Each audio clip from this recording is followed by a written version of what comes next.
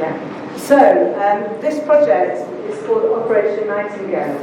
It was set up by the British Army to help veterans, particularly from the Iraq and Afghanistan conflict, who were suffering either from post-traumatic stress syndrome or had lost limbs.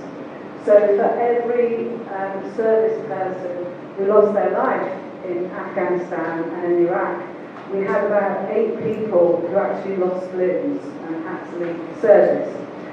These people, on the whole, have found it very, very difficult to reintegrate back into community and in society.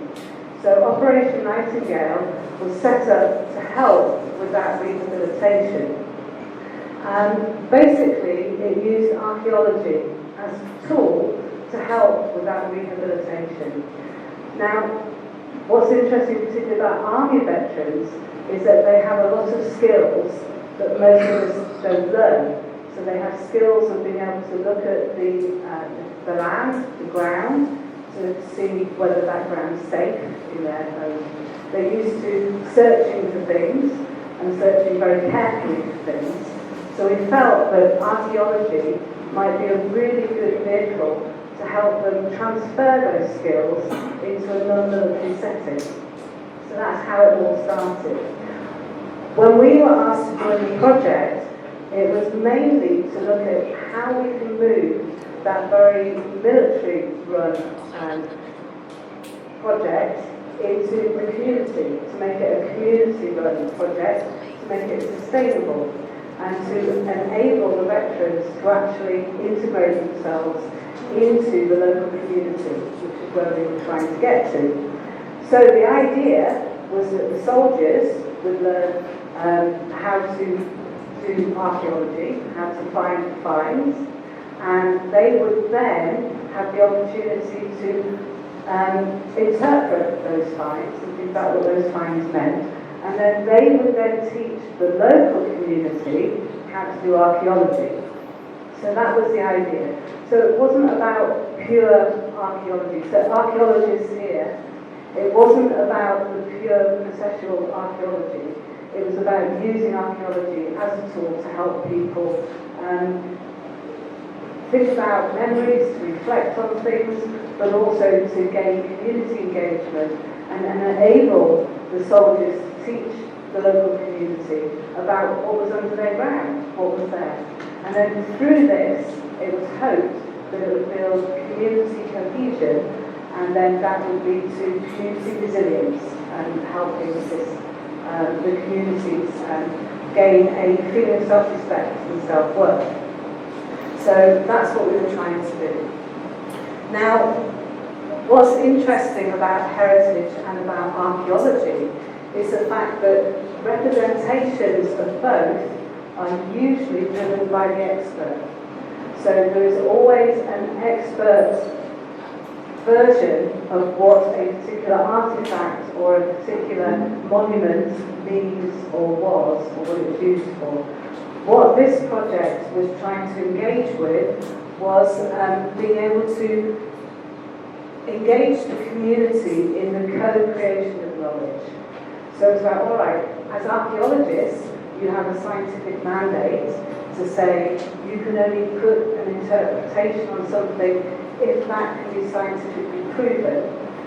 The other side of that coin is that you enable local community to co-create that meaning. So, example in this case was the fact that the site that was chosen was a Roman fort. So it was a fort built by the Romans in the centre of the town. So it was very accessible to everybody. From the soldiers' perspective, they were all soldiers who had gone to Afghanistan and they had built Kandahar as a base. So they had built their own fort in the 21st century over in Afghanistan. So there was a lot of linkage between the past and the present. Soldiers' experience of going to another country, what they experienced going to that country, building a new fort, if you like, to protect them, the things that they would leave behind. So I'm sure if you go to where Kandahar base or Bastion was built, you will find a lot of things from the UK and also a lot of things from Tibet, because we have a lot of soldiers who come from Tibet. So archaeologists in the future investigating Afghanistan will say, why are all these things from Europe? Why are all these things from Europe underneath the sand? But it's the same with the Romans when the Romans came to Britain. They were an invading force, they built a fort to protect themselves, they lost things there. So what we were wanting to do was for the soldiers and the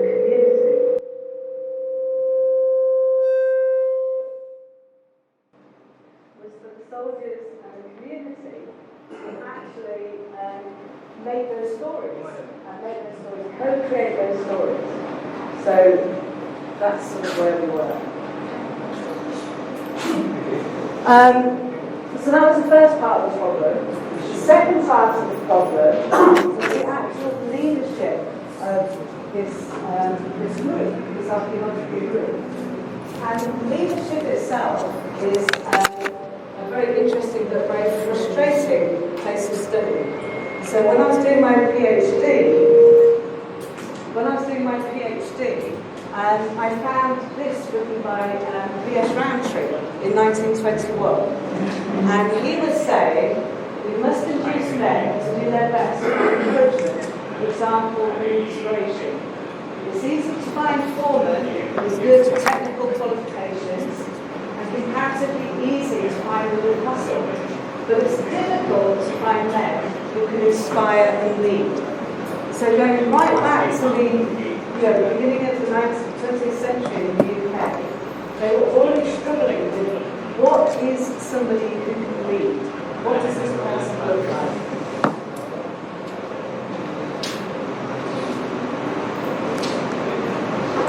And then if we move on to the 21st century, we find still the same questions are being asked. Brint, who came up with the idea of a wicked problem, he was saying leadership is one of the most researched phenomena within social science. Venice says that of all the hazy and confounding areas in social psychology, leadership theory undoubtedly contends for the top nomination. Higgs says that although leadership has been studied more extensively than any other aspect of human behaviour, very little is understood about leadership's defining characteristics. And this is a century on from where we started the story. Alton suggests that it's just a title that fits with the way that we view things as being very grandiose. People want grand titles, they want important titles, and that actually leadership is just a title. And now we get on to people who suggest that leadership needs to be relational. It needs to be about making relationships.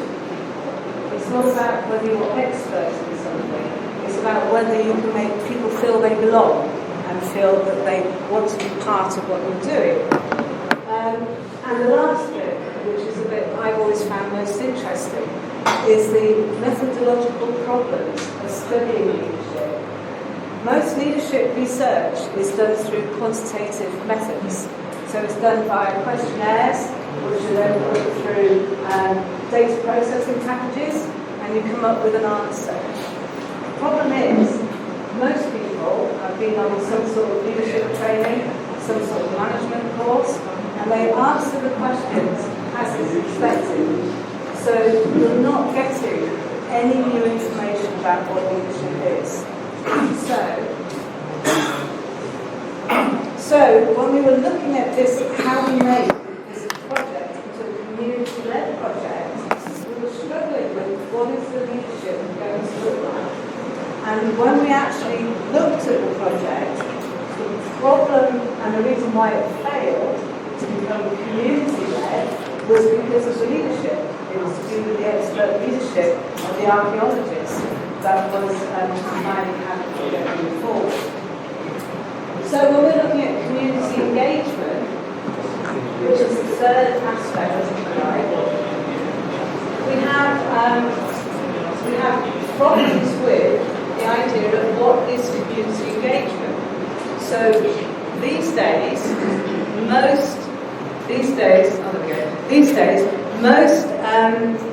most funding applications you put in for funding grants always ask that you make sure that the community is involved and that particularly vulnerable people are involved, so children and women specifically. So community has become a bit of a buzzword. However, if you go into a community-led project and it doesn't happen, then the community lose faith.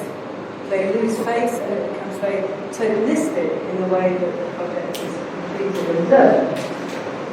So, these are the problems we were confronting.